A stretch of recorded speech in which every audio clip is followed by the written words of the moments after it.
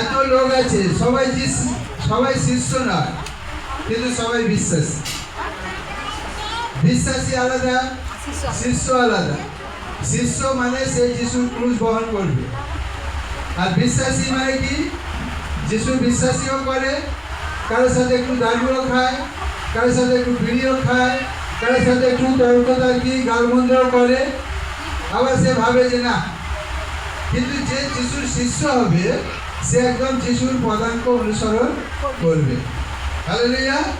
তাহলে পুনরুত্থানটা আমাদের জীবনের জন্য খুবই প্রয়োজন, এবং সেই পুনরুত্থান যিশু শুধু বেঁচে উঠেছে এতটুকু জানলে হবে না, কিন্তু যিশুর বেঁচে উঠায় এই জগতের কি লাভ, যারা বিশ্বাস করবে তাদের কি লাভ।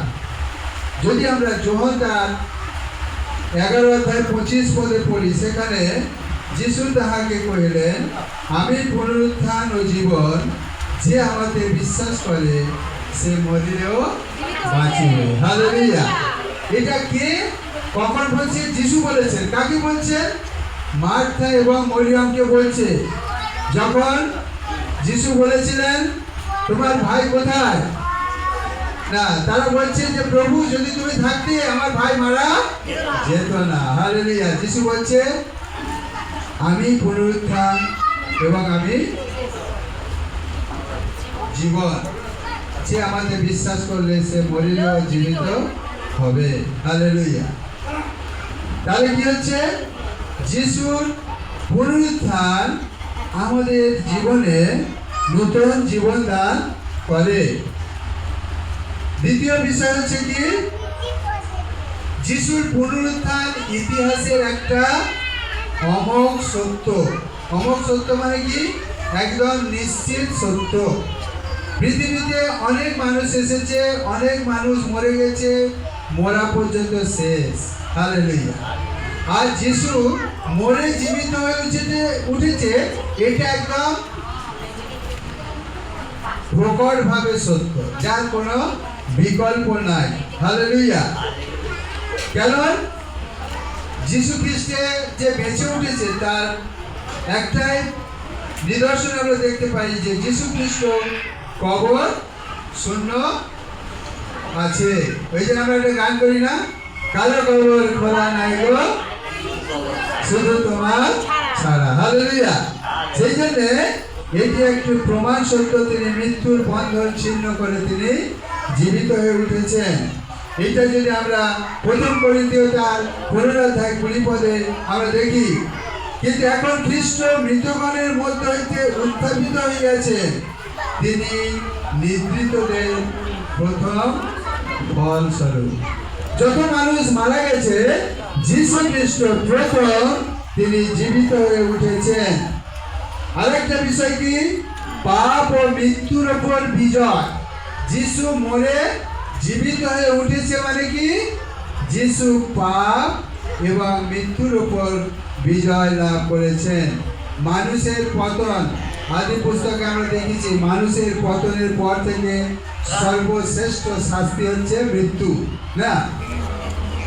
অর্থাৎ সেই পাপের পতনের পর থেকে মানব জাতির শ্রেষ্ঠ শাস্তি হচ্ছে মৃত্যু। এর থেকে কোনো বিকল্প নাই।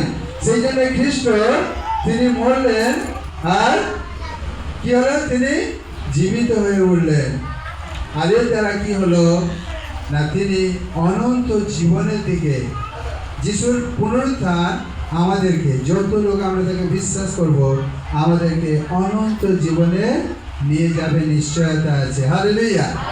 কারণ কি? দেখো, বুদ্ধির দ্বার খ্রিস্ট যদি না খুলে দেয়, শিক্ষিত হলেও বুঝবে না,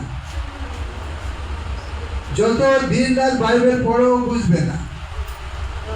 কারণ কত বড় বড় পণ্ডিত লোক আছে যারা বাইবেল পড়ে, বাইবেল মুখস্থ, আমাদের চেয়ে পদ মুখস্থ আছে।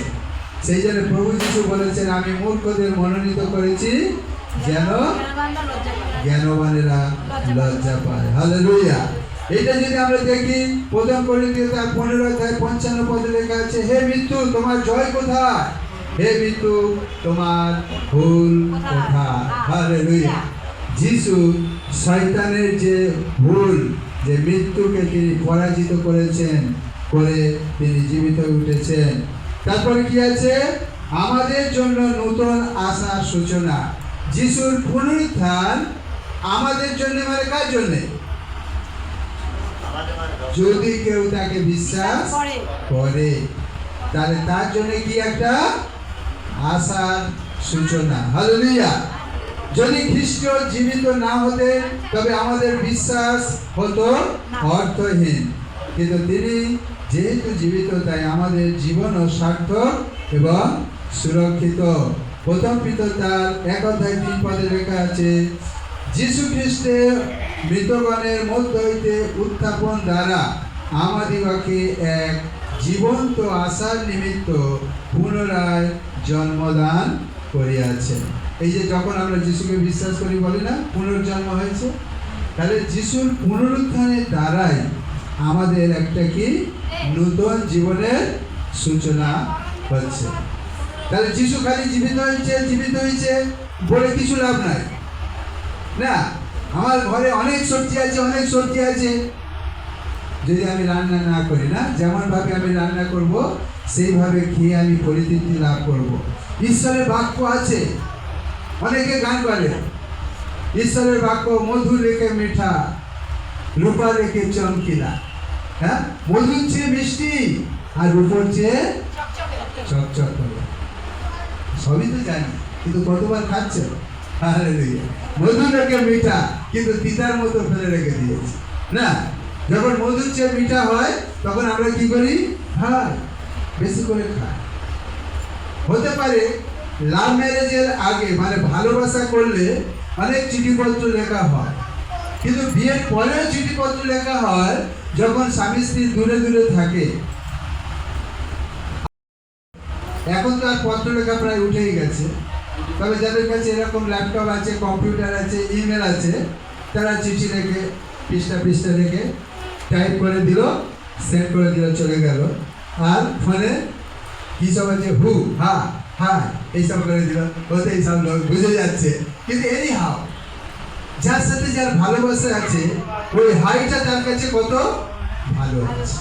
আর সেই জন্যে যদি স্বামী যদি দূরে থাকে, কাজের জন্য বেশি লিখতে পারে না, দুটো একটা পত্র লিখেছে, অনেকদিন পরে হয়তো স্বামী আসে, ফোনে হয়তো অত কানেকশান নেই, দেখবে ওই টোকাই বারবার পড়বে, আর ওর তখন কি হয়? প্রাণে আনন্দ হয়, বলের উপস্থিতি সে উপলব্ধি করে। এই জন্য ঈশ্বরের বাক্য, বাইবেল কি বলছে? বাইবেল হচ্ছে ঈশ্বরের বাক্য, ঈশ্বরের পত্র। যদি আমরা খ্রিস্টকে প্রেম করি তাহলে অবশ্যই ঈশ্বরের বাক্য আমরা পড়ব। মানে কিরকম পড়বো? বাবা, ধরো আমি উদাহরণ দিচ্ছি, ধরো আমাদের প্রিয়া, ধরো সবাই বিয়ে হয়েছে, 2 বছর কি 3 বছর হলো, স্বামী বাইরে থাকে, ঠিক আছে। এবার শাশুড়ি হয়তো ছেলের সাথে বউয়ের ভালো সম্পর্ক থাকুক, বউ হয়তো শাশুড়ি চায় না, কিন্তু ছেলে আর বউর ভালোবাসা আছে, কিন্তু ছেলে হয়তো পত্র লিখল, আর বাড়িতে শ্বশুর আছে, শাশুড়ি আছে, ও হয়তো পড়ার সুযোগ পায়। আবার পড়তে গেলে দেখতে পেলে তো আবার বিড়ির দেখলে আমি আর পারি না, এইসব বলবে তো। কিন্তু সে যখন স্বামী স্ত্রীর মধ্যে যখন ভালোবাসা থাকে, কখন পড়বে?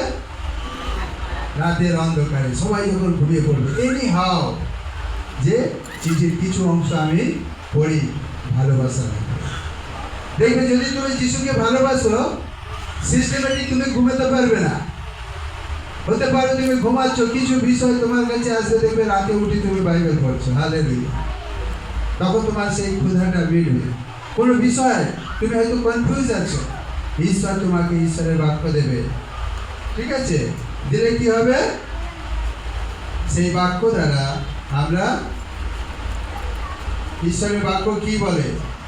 ঈশ্বরের বাক্য জীবন্ত এবং কার্য সাধক। হালেলুয়া। সুতরাং ঈশ্বরের বাক্য আমাদের জন্য খুবই প্রয়োজন। তাহলে কি? যিশুর পুনরুত্থান,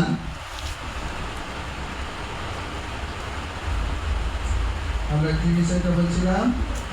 হ্যাঁ, তো যিশুর পুনরুত্থান আমাদের নতুন জীবনের জন্মদান করে।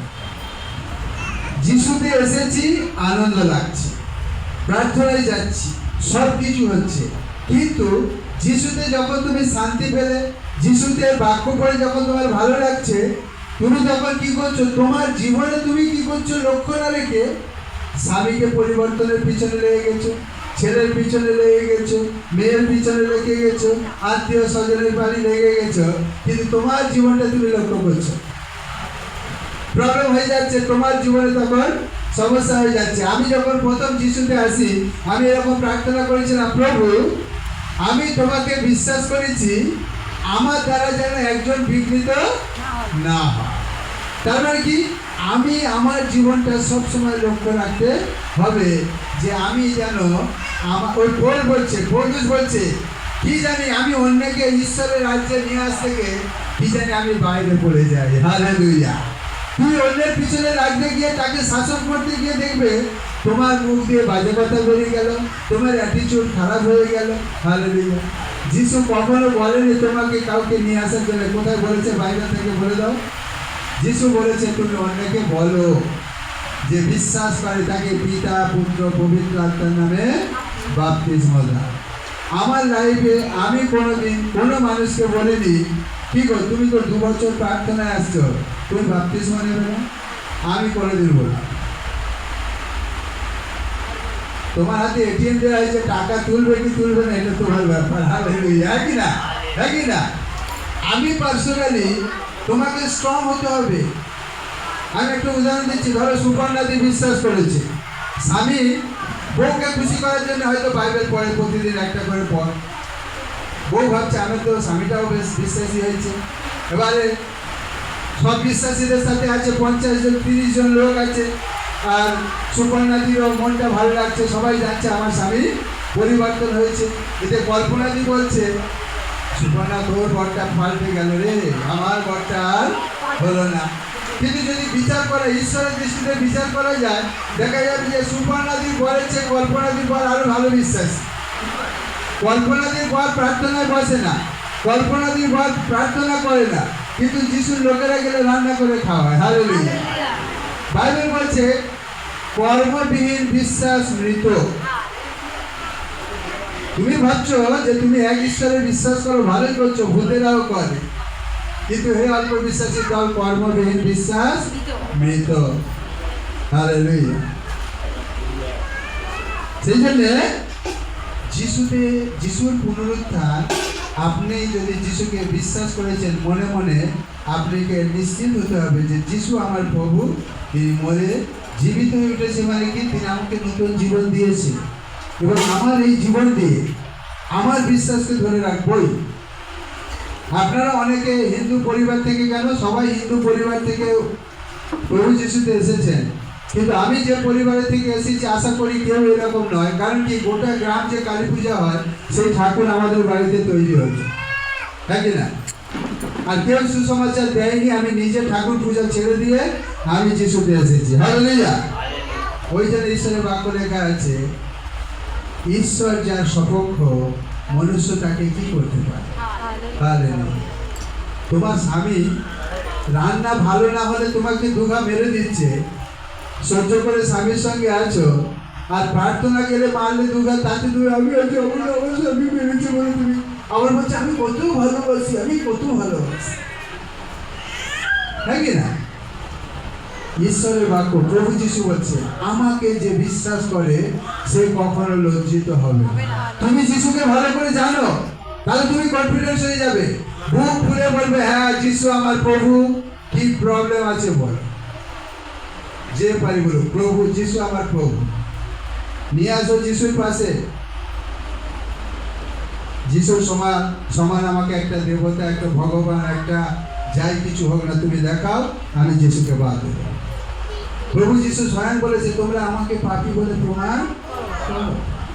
সেই প্রভু, সেই যিশু যিনি মৃত্যুঞ্জয় করেছেন, যিনি শ্রেষ্ঠ একটা নিদর্শন তিনি মানুষের কাছে রেখেছেন, যার বিকল্প হতে পারে না।